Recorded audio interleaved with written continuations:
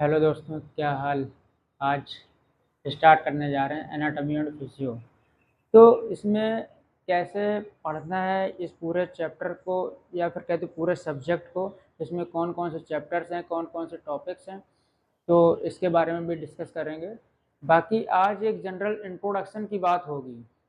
ये अगर स्टार्टिंग में जो इसका ओरिएंटेशन है एनाटॉमी फिजियो का, अगर आपने वो बेसिक कॉन्सेप्ट अगर दिमाग में बैठा लिया, माइंड में सेट कर लिया, तो एनाटॉमी फिजियो बिल्कुल इजी वे में आपको समझ में आती चली जाएगी। तो आज का लेक्चर बहुत ध्यान से और सारी चीज़ें नोट करके रखना और याद करने वाला भी चैप्टर है। तो स्टार्ट करते हैं लेक्चर। तो पहले क्या हमारा टॉपिक का नाम लिखा है general orientation of the human body. सबसे पहले तो इसका मतलब समझ लेते हैं एनाटॉमी एंड फिजियोलॉजी का। स्टार्ट यहीं से कर रहे हैं तो ये समझते हैं पहले एनाटॉमी। तो एनाटॉमी से आप क्या समझ में आ रहा है? एनाटॉमी और फिजियोलॉजी अभी भी पढ़ा होगा आपने, 12th में पढ़ा होगा, तो कुछ तो आइडिया इससे मिल रहा होगा ना। एनाटॉमी मीन्स एक स्ट्रक्चर, ये एक स्टडी है। इसको ऐसे समझते हैं, it is the study of structure of body and it's part. Anatomy क्या है? It is the study of structure of body and it's part. तो बॉडी के स्ट्रक्चर की और बॉडी पार्ट्स के स्ट्रक्चर की जो स्टडी है उसको बोलते हैं एनाटॉमी। समझ में आ रही बात? और यहीं पैरेलल में बात करते हैं फिजियोलॉजी की।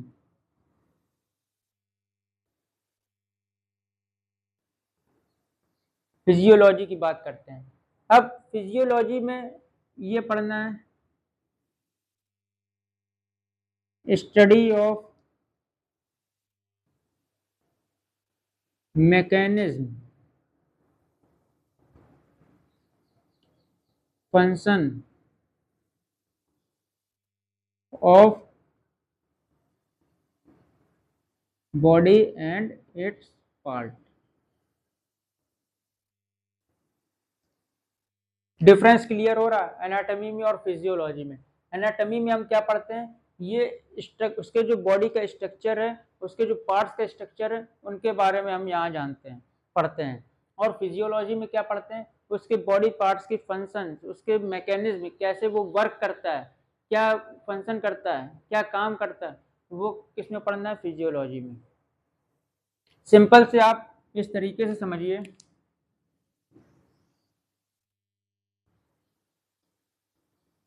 ये क्या है? हर बार की तरह ये आपकी बॉडी है,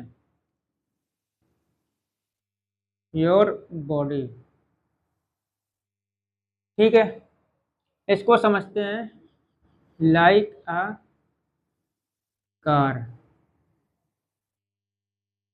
लाइक अ कार। अब ये कार के पार्ट्स और बॉडी पार्ट्स।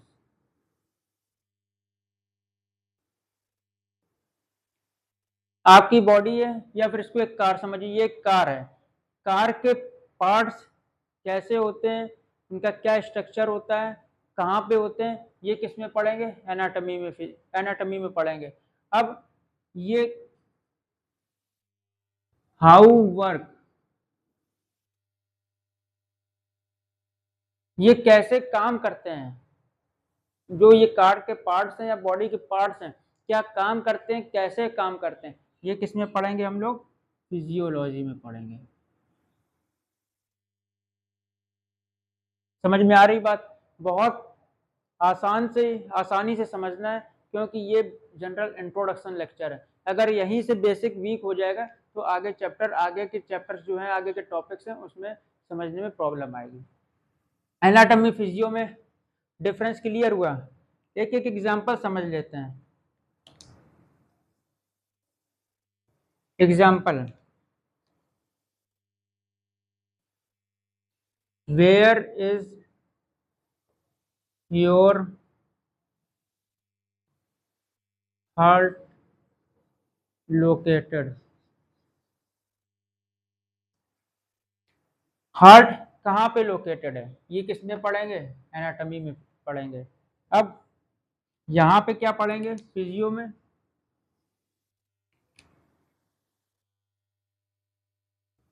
हाउ इज या how does heart work, heart कैसे काम करता है वो किस में पढ़ेंगे, फिजियोलॉजी में पढ़ेंगे। तो एनाटॉमी और फिजियो में डिफरेंस क्लियर हुआ। एक चीज और पढ़ते हैं, यहाँ लिख देते हैं, इनको दो टाइप्स में डिवाइड किया गया है एनाटॉमी को। एक हो गया gross anatomy, secondly microscopic anatomy. एक ग्रॉस एनाटॉमी और सेकेंडली माइक्रोस्कोपिक एनाटॉमी। इसमें हम वो पढ़ते हैं those parts which can see by naked eyes।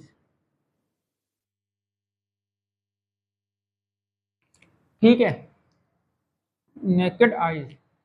Gross anatomy में हम वो पढ़ते हैं जो हम लोगों को नेकेड आई से दिख जाता है, वो स्ट्रक्चर्स किसमें पढ़ते हैं, ग्रॉस एनाटॉमी में। माइक्रोस्कोपिक एनाटॉमी में दोज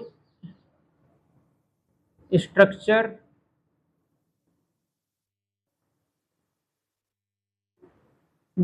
which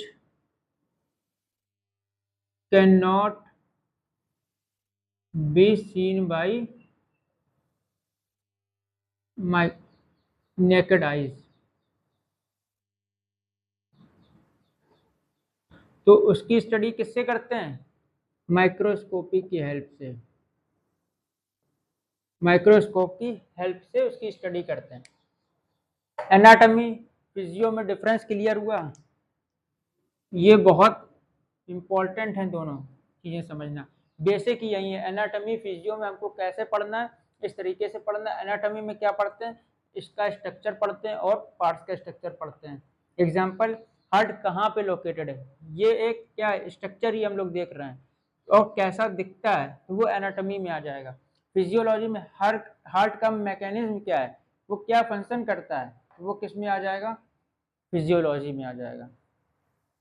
इतनी बात समझ में आई।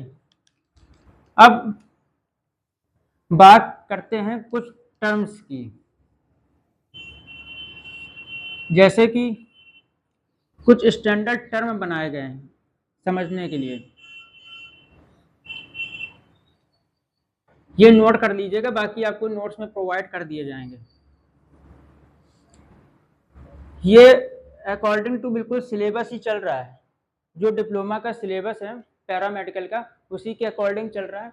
जब आप सिलेबस की जो लिंक है वो हम या फिर उसको सिलेबस की जो पीडीएफ वो अटैच कर देंगे कमेंट उसमें डिस्क्रिप्शन सेक्शन में, तो आप उससे एक बार सिलेबस रिव्यू कर लीजिएगा। तो सिलेबस में जो एनाटॉमी फिजियो, उसमें फर्स्ट टॉपिक क्या है, general orientation of the human body, ये एक फर्स्ट टॉपिक है।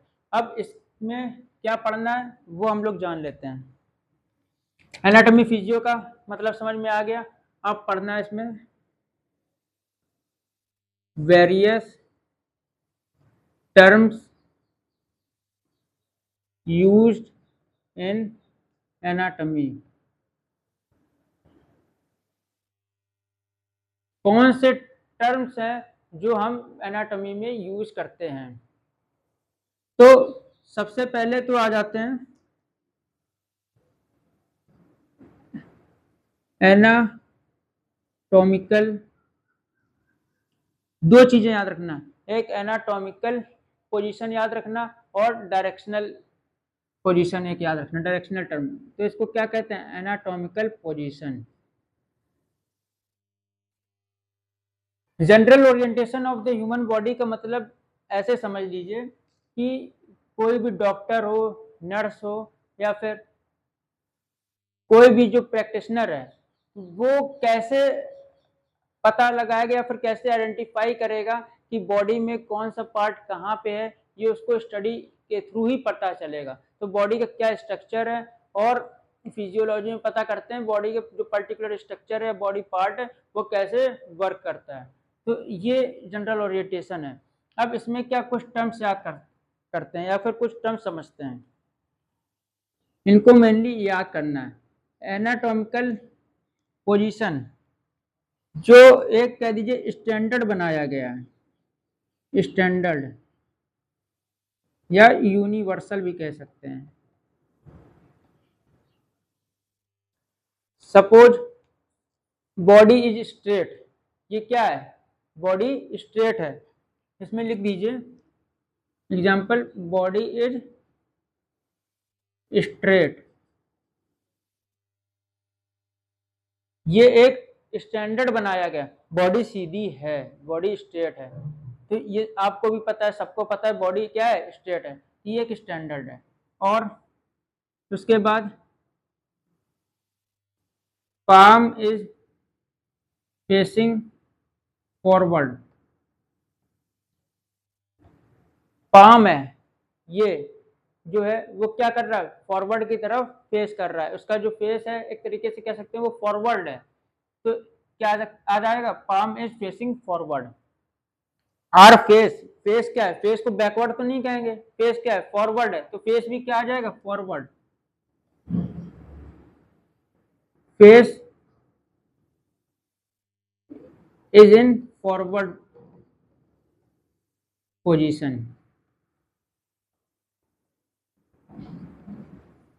ये क्या स्टैंडर्ड है, ये आपको याद होने चाहिए, आपको पता होना चाहिए। एनाटॉमिकल पोजीशन में क्या हम समझते हैं कि ये स्टैंडर्ड एनाटॉमिकल पोजीशन में यूनिवर्सल है, इनको इनके रिस्पेक्ट में कंपैरिजन करते हैं तो वो आ जाता है सेकंड डायरेक्शनल में,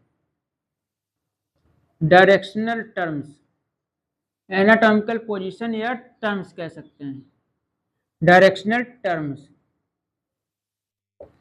तो इसके कंपैरिजन में, इनको कंपैरिजन करते हुए हम किसको पढ़ेंगे, डायरेक्शनल टर्म को पढ़ेंगे। अब डायरेक्शनल टर्म में क्या क्या आ जाते हैं ये समझिए। सुपीरियर, आपको टर्म याद आ रहे होंगे, कुछ आपने पढ़ा होगा बुक्स वगैरह में। फिर आ गया इंफीरियर,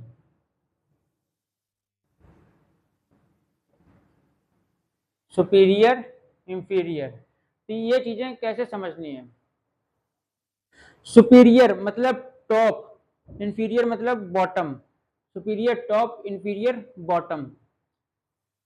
अब इसी के तरीके आ जाता है एंटीरियर और पोस्टीरियर, एंटीरियर पोस्टीरियर। सुपीरियर क्या समझा, सुपीरियर टॉप और इंफीरियर बॉटम। फिर आ गया एंटीरियर, एंटीरियर मतलब फॉरवर्ड, ये आ गया एंटीरियर, ये फॉरवर्ड या कह दो फ्रंट, फ्रंट कह सकते हैं इसको एंटीरियर को। और जो पोस्टीरियर है ये क्या हो गया, बैकवर्ड, जो पीछे साइड है वो बैक कह सकते हैं, बैकवर्ड कह सकते हैं। समझ में आया इसको। सुपीरियर क्या पढ़ा,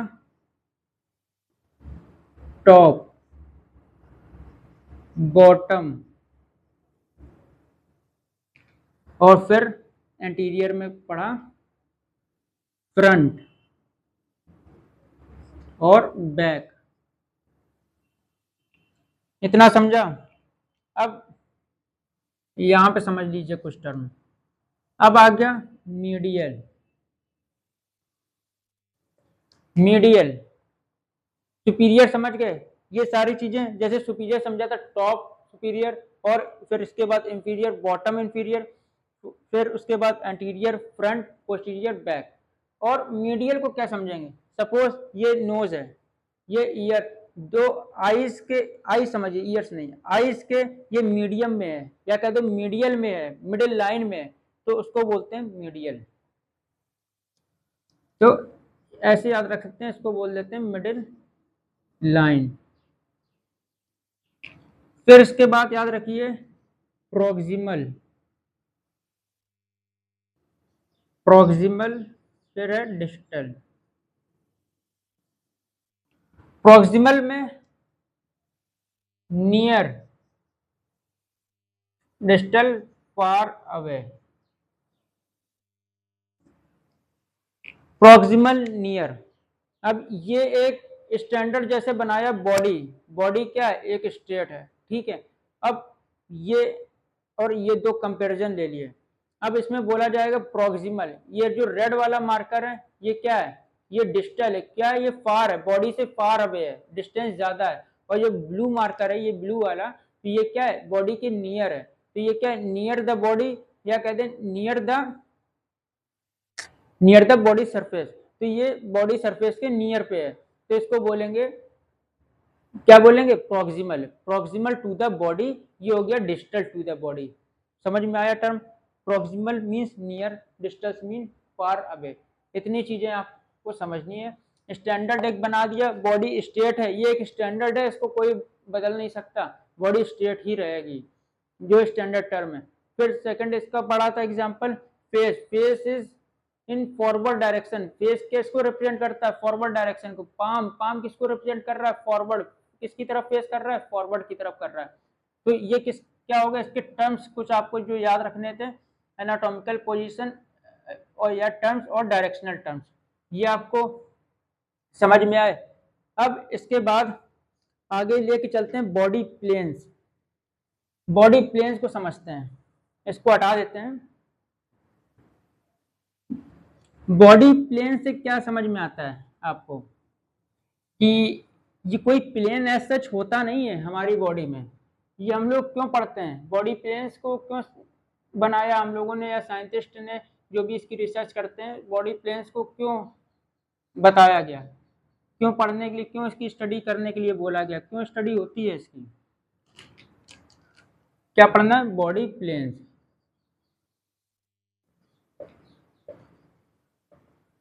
बहुत ही बेसिक लेक्चर है, आपको याद रखना है इसको, सारी चीजें नोट्स बना के, अगर यही नहीं आपका याद रहेगा तो आगे के टॉपिक्स आपके वीक हो सकते हैं। तो बॉडी प्लेन्स कैसे याद रखना, ये एक याद रखिए इमेजिनरी लाइंस, ये एक इमेजिनरी प्लेन्स या लाइंस, इमेजिनरी लाइंस या प्लेन, जो भी प्लेन है ये एक इमेजिनरी है, जो क्या करते हैं which help in study of different या पर्टिकुलर पार्ट्स,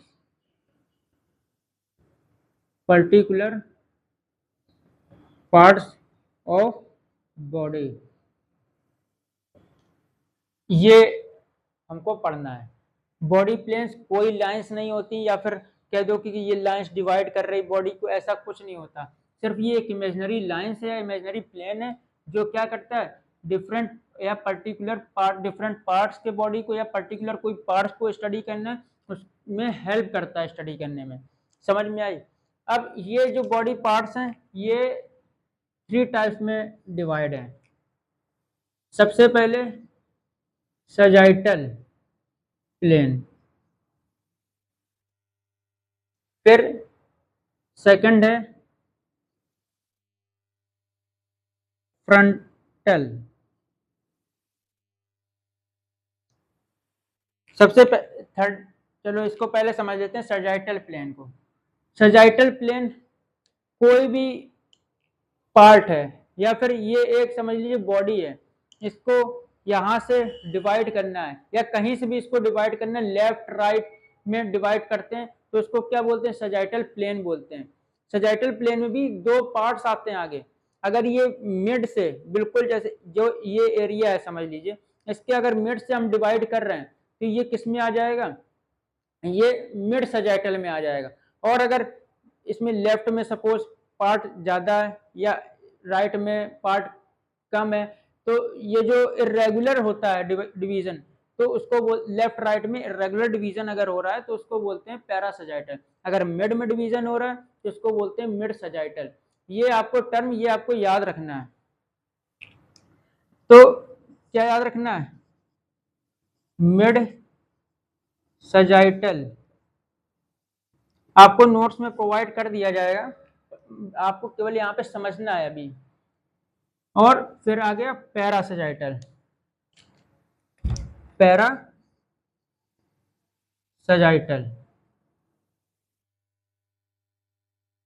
मिड सजाइटल, इसमें क्या हो गया?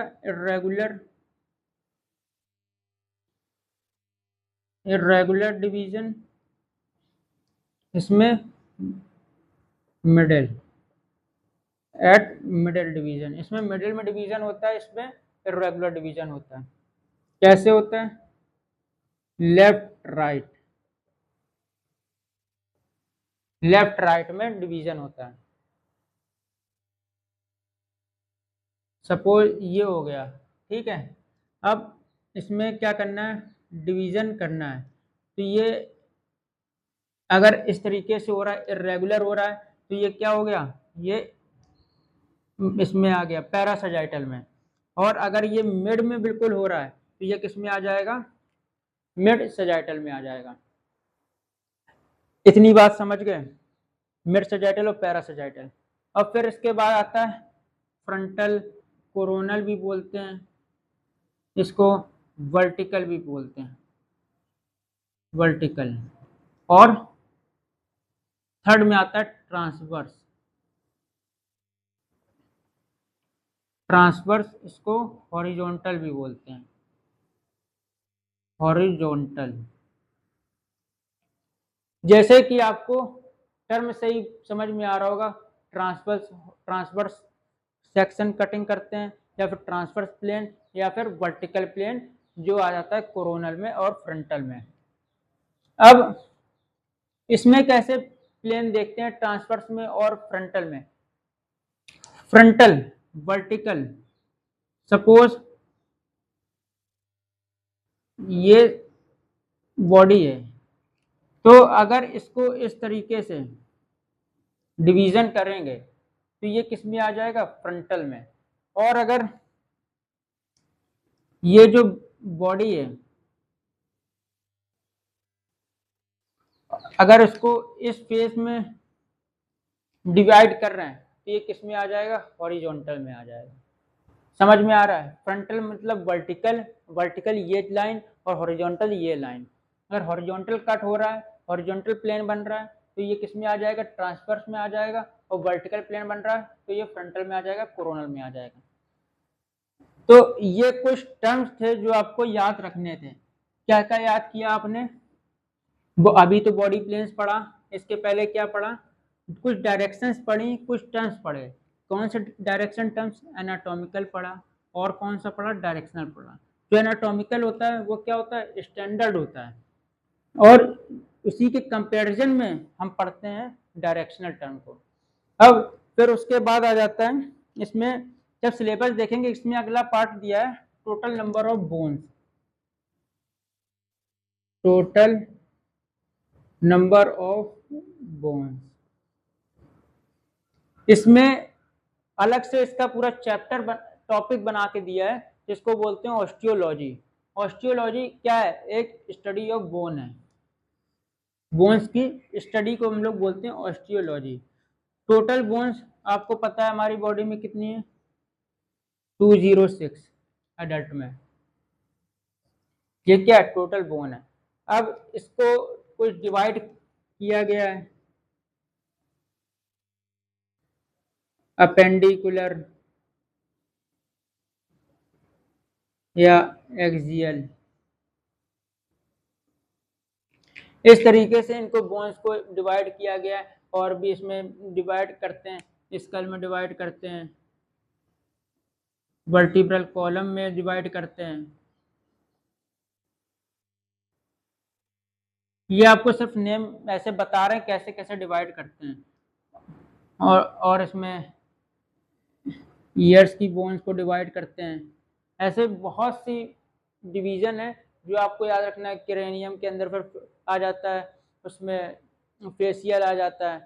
तो इस तरीके से आपको याद रखना, हायोड अलग बना देते हैं। तो 206 जो ये बोन है टोटल कितनी, वो आपको याद रखना। अब इनके नेम्स, पोजीशन जो है वो आपको चैप्टर में पढ़ने को मिलेगी। ऑस्टियोलॉजी,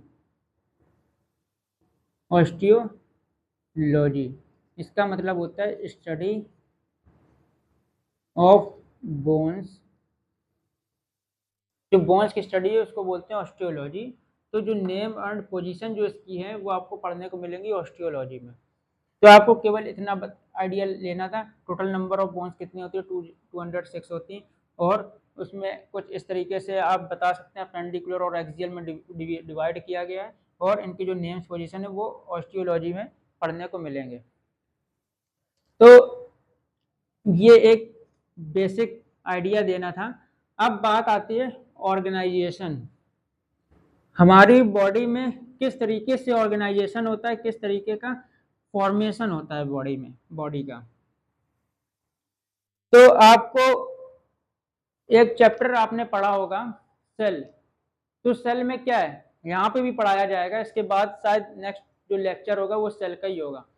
तो सेल क्या है, आपने पढ़ा होगा structural and functional unit of life, ये आपने सेल में पढ़ा होगा।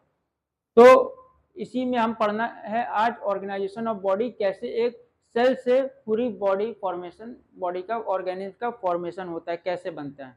आपने पढ़ा भी होगा लेकिन बेसिक आइडिया फिर से ले लेते हैं। तो क्या है topic, heading organization of body, human body की बात कर रहे हैं। ह्यूमन बॉडी की बात हो रही है यहाँ पे। तो सबसे पहले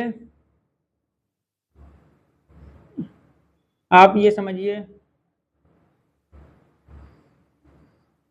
ये क्या है, ये सेल हो गया, ये आपका सेल है। ये इसमें ऑर्गेनेल्स प्रेजेंट हैं बहुत सारे। ये आपको जो कंप्लीट ऑर्गेनेल्स हैं वो आपको पढ़ने को मिलेंगे नेक्स्ट चैप्टर में। तो ये क्या है, सेल है। कौन सा सेल है, ह्यूमन सेल है, ह्यूमन सेल। ये सेल बनाते हैं क्या, टिश्यू। कैसे बनाते हैं, इसको बोलते हैं ग्रुप ऑफ सेल्स। नॉर्मली ऐसे याद रखिए, ये केवल क्या, ये सेल्स का गुच्छा है, सेल्स का ग्रुप है।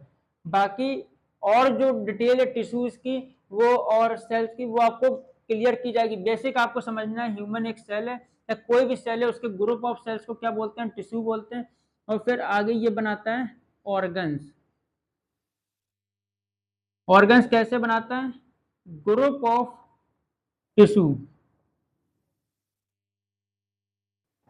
जब ये सेल्स ग्रुप में आ जाते हैं, गुच्छे में आ जाते हैं, टिश्यू बनाते हैं। जब ये टिश्यू गुच्छे में या ग्रुप में आ जाते हैं तो क्या बनाते हैं, ऑर्गन बनाते हैं। जब बहुत सारे ऑर्गन्स या ग्रुप ऑफ ऑर्गन बोल सकते हैं, ग्रुप ऑफ ऑर्गन्स क्या फॉर्म करते हैं, फॉर्म करते हैं organ system. Organ system form करते हैं। अब ऑर्गन सिस्टम क्या फॉर्म करते हैं, ऑर्गेनिज्म फॉर्म करते हैं। ऑर्गेनिज्म, ऑर्गेनिज्म मतलब आप, यू, जो आपको एक ऑर्गेनिज्म हो। तो कैसे बने आप, सेल सबसे इस्तेमाल, sorry fundamental structural unit of life क्या है, सेल। सेल बना तो सेल से फिर टिश्यू बना, टिश्यू से ऑर्गन बना, ऑर्गन से ग्रुप ऑफ ऑर्गन बना, और फिर उस ऑर्गन्स को के ग्रुप को ऑर्गन सिस्टम बोलते हैं। ऑर्गन सिस्टम से क्या बना, जब सारे ऑर्गन सिस्टम बन गए तो उसको बोलते हैं ऑर्गेनिज्म। अब ऑर्गन सिस्टम कितने होते हैं। टोटल हमारी बॉडी में, ह्यूमन बॉडी में 11 ऑर्गन सिस्टम्स हैं। अब वो कौन कौन से ऑर्गन सिस्टम है वो आप याद कर लीजिए या फिर उसको समझ लीजिए। पर्टिकुलर ऑर्गन सिस्टम के बारे में उनकी डिटेल फिजियोलॉजी और उनका जो एनाटॉमी है वो अलग अलग चैप्टर्स में पढ़ेंगे, लेकिन अभी टोटल कितने ऑर्गन सिस्टम है? देयर आर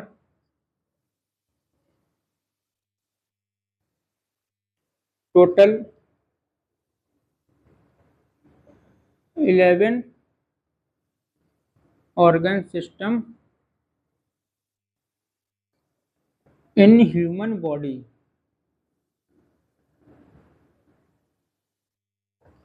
टोटल कितने? 11 ऑर्गन सिस्टम है। सबसे पहले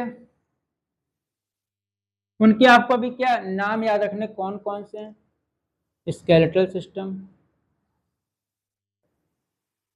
स्केलेटल सिस्टम, फिर क्या है उसके बाद आ जाता है, ये कोई लाइन वाइज आपको नहीं याद रखने, जैसे आपको याद रह सके वो याद रखें, लेकिन टोटल क्या है? टोटल 11 ऑर्गन सिस्टम है। फिर आ गया मस्कुलर सिस्टम, फिर सर्कुलेटरी सिस्टम, इसके बाद आप याद रख सकते हैं डाइजेस्टिव सिस्टम,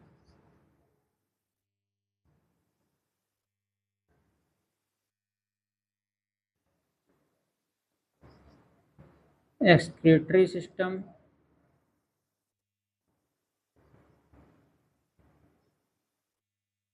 इसको क्या यूरिनरी भी बोलते हैं, यूरिनरी सिस्टम। क्या क्या हो गया? स्केलेटल सिस्टम हो गया, मस्कुलर सिस्टम हो गया, सर्कुलेटरी सिस्टम हो गया, डाइजेस्टिव सिस्टम हो गया, एक्सक्रीटरी सिस्टम हो गया। फिर आपने पढ़ा होगा रिप्रोडक्टिव सिस्टम,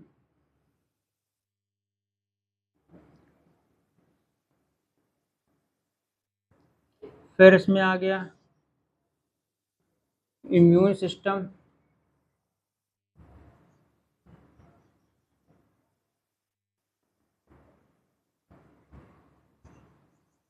नर्वस सिस्टम,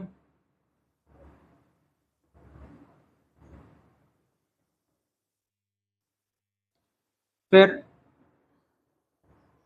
इसमें क्या क्या हो गया पहले याद रखिए, एक बार रिमाइंड कर लीजिए। Skeletal system, muscular system, circulatory system, digestive system, excretory system, reproductive system, immune system, nervous system, respiratory system याद रखिए।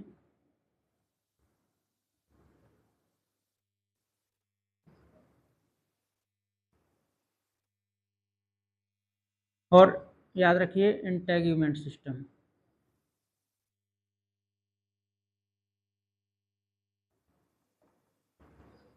अब एक सिस्टम बच रहा है लास्ट में जिसको बोलते हैं एंडोक्राइन सिस्टम।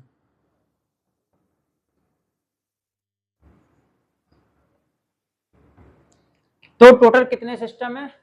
11 सिस्टम है। ये सारे सिस्टम आपको इस पूरे एनाटॉमी फिजियोलॉजी जो टॉप सब्जेक्ट है, ये डीएमएलटी कोर्स में या फिर कोई भी डिप्लोमा कोर्स है पैरामेडिकल का, ये सारे सिस्टम